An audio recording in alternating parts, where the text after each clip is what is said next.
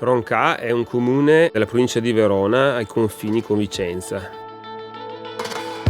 Monti Lessini, per cui zona vocata anche al latte, per cui un rapporto molto stretto con i produttori del latte.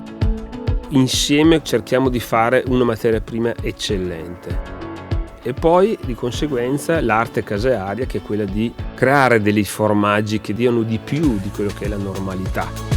Abbiamo introdotto nuovi prodotti, oltre che il Monte Veronese storico DOP, tipo il latte di capra, per cui 5 prodotti di capra, qualcosa di pecora e poi affinature varie. Sono dei formaggi che devi lasciare lì degli anni per avere il risultato che vuoi. Il formaggio per me è la principale passione, è la mia vita.